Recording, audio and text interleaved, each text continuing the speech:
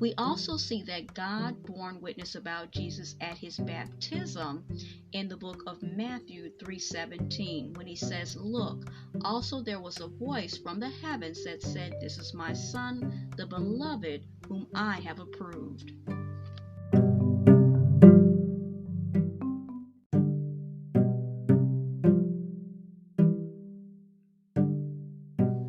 This is Teachable Moments with April podcast Bible study for the greatest man who ever lived, chapter 31. For this particular chapter, 31, which is entitled Plucking Grain on the Sabbath, we're strictly going to look at the Bible scriptures or verses for this chapter. First, we're going to be looking at Matthew chapter 12, verses 1 through 8, Leviticus 24, 5 through 9, 1 Samuel 21, 1 through 6, Numbers 28, 9, and Hosea 6, 6. Matthew 12, 1 through 8. At that season, Jesus went through the grain fields on the Sabbath. His disciples got hungry and started to pluck heads of grain and to eat. At seeing this, the Pharisees said to him, "Look, your disciples are doing what it is not lawful to do on the Sabbath." He said to them, "Have you not read what David did when he and the men with him got hungry? How he entered into the house of God and they ate the loaves of presentation, something that it was not lawful for him to eat, nor for those with him, but for the priests only. Have you not read in the law that on the Sabbaths the priests and the temple treat the Sabbath as not sacred and continue guiltless? But I tell you that something greater than the temple is here. However, if you have understood what this means, 'I want mercy and not sacrifice,' you would not have condemned the guiltless. For Lord of the Sabbath is what the Son of Man is." Alright, so now we're going to look at Leviticus 24, verse 5 through 9. "And you must take fine flour and bake it up with 12 ring-shaped cakes. 2/10 of an ephah should go to each ring-shaped cake, and you must place them in 2 sets of layers, 6 to the layer set, upon the table of pure gold before Jehovah. And you must put pure frankincense upon each layer set, and it must serve as the bread for a remembrancer, an offering made by fire to Jehovah. On one Sabbath day after another, he should set it in order before Jehovah constantly.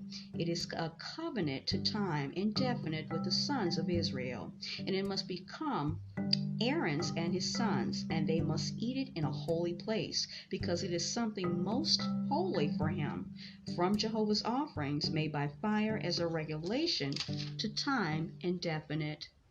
Alright, so now we're going to look at 1 Samuel 21, 1 through 6.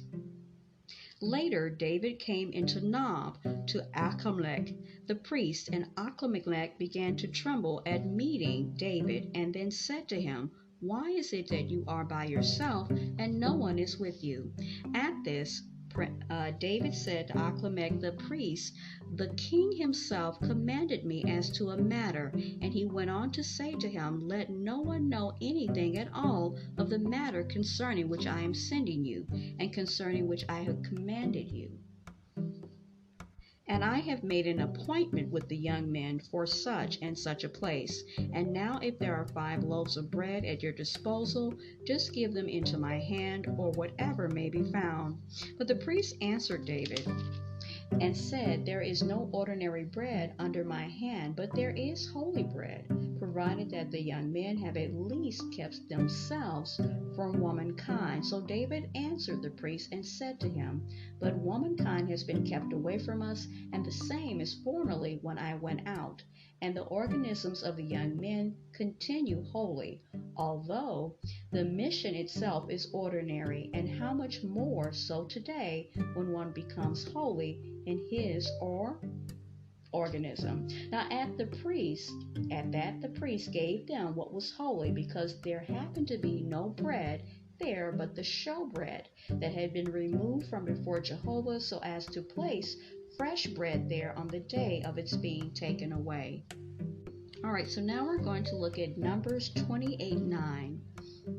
"However, on the Sabbath day there will be 2 sound year, okay, 2 sound-year-old male lambs, and 2 tenth measures of the fine flour as a grain offering moistened with oil, together with its drink offering.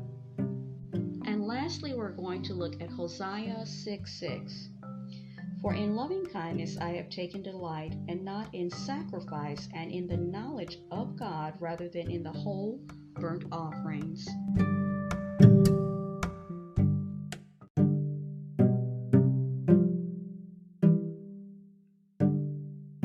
This is Teachable Moments with April podcast Bible study from The Greatest Man Who Ever Lived, chapter 31, Plucking Grain on the Sabbath.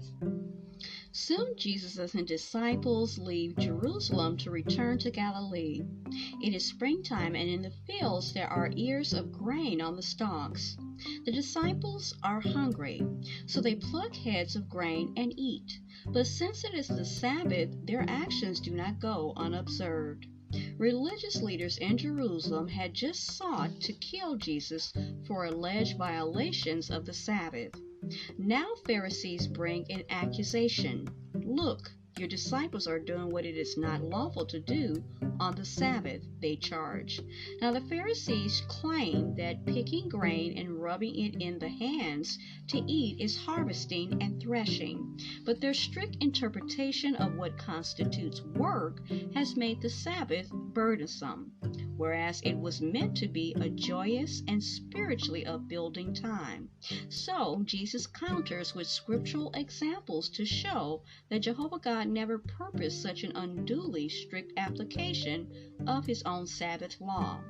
Now Jesus says that when David and his men were hungry, they stopped at the tabernacle and ate the loaves of presentation.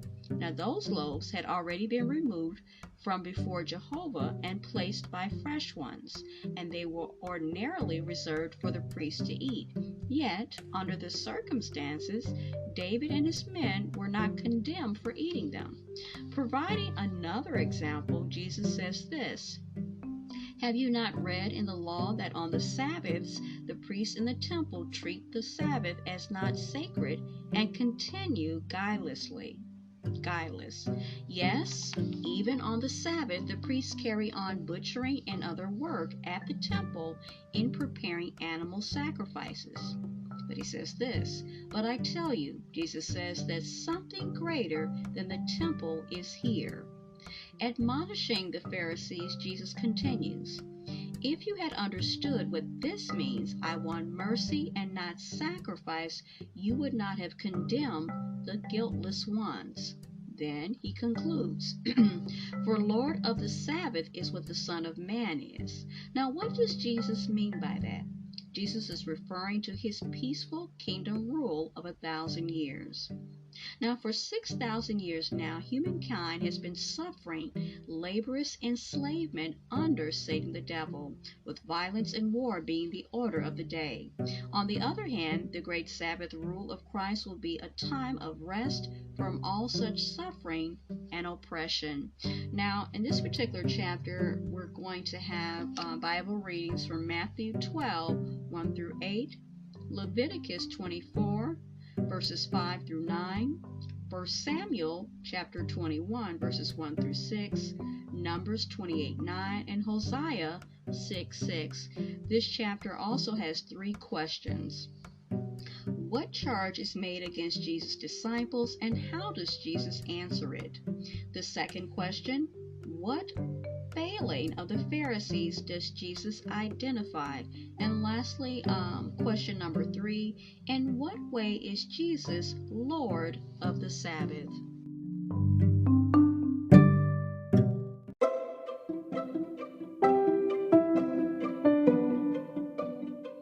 You were just listening to Teachable Moments with April podcast. I truly hope you enjoyed this episode. We invite you to stay connected with us on our other social media platforms: TikTok, Pinterest, Instagram, Threads, YouTube, and now Rumble. You can also leave us feedback in 3 ways: in the Interact feature section on the Spotify app, voice messages to the podcast through our customized link, or at teachablemomentswithapril@gmail.com.